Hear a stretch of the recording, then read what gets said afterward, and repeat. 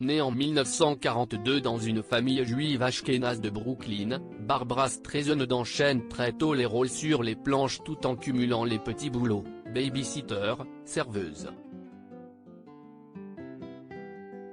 Malgré le succès, Babs doit essuyer des critiques cinglantes sur son physique. On se moque surtout de son long nez, un appendice qu'elle n'a jamais voulu soumettre au moindre coup de bistouri. Ça m'a toujours contrarié. Dès mes débuts à 18 ans, fais-toi refaire le nez, change de nom. Mais moi, j'ai toujours cru en ce que j'étais. Si estime mon identité. Je suis née avec ce nez, a-t-elle déjà confié en interview avec une chaîne de télévision américaine. Un nez qui s'accordera à merveille avec la belle gueule de Robert Redford dans le mélo culte Nos plus belles années de Sydney Pollack, sorti en 1973. 2 ans plus tard, Barbra Streisand change de partenaire dans Funny Lady, suite de Funny Girl, énorme carton au box-office qui a propulsé sa carrière à la fin des 60s. Son nom ? James Caan, l'un des acteurs américains les plus sexy selon un sondage réalisé par nos confrères du Celebrity Post. Le comédien y incarne son mari, Billy Rose, impresario et producteur de spectacles. Avec son minois, Barbra Streisand fait craquer les jolis cœurs de Hollywood sans toutefois leur passer la bague au doigt à la première occasion venue. Après avoir épousé Elliot Gould dans les années 60, elle se marie en secondes noces avec James Brolin 30 ans plus tard. Chanteuse aguerrie, elle séduit aussi l'oreille de Michel Legrand qui compose la BO de son film Yentl, performance musicale récompensée par un Oscar en 1984.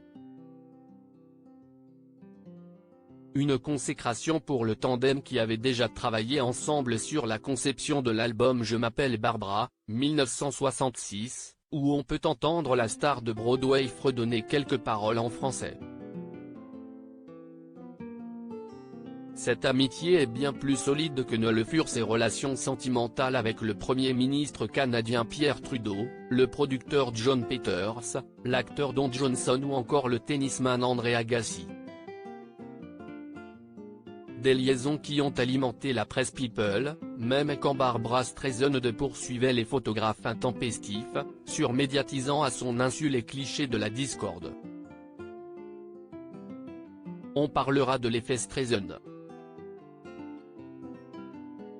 Les 1001 facettes de Barbra Streisand. Parmi les 1001 facettes de Babs, il y a la réputation d'être une femme difficile à vivre en couple.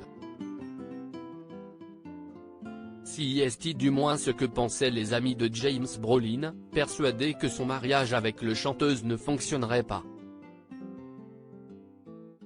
L'acteur a déclaré pour sa part se trouver dans une situation parfaite avec l'élu de son cœur. Une relation beaucoup plus simple que celle avec Robert Redford avec lequel elle aurait été intime, selon de ses ex-petits amis. Quoi qu'il en soit, son mariage avec James Brolin demeure l'une des histoires d'amour les plus durables à Hollywood. Barbra Streisand se fait beaucoup plus rare au cinéma depuis une dizaine d'années, même si elle continue de fréquenter les cérémonies officielles, comme la soirée du 40e anniversaire du Chaplin Award à New York, le 22 avril 2013.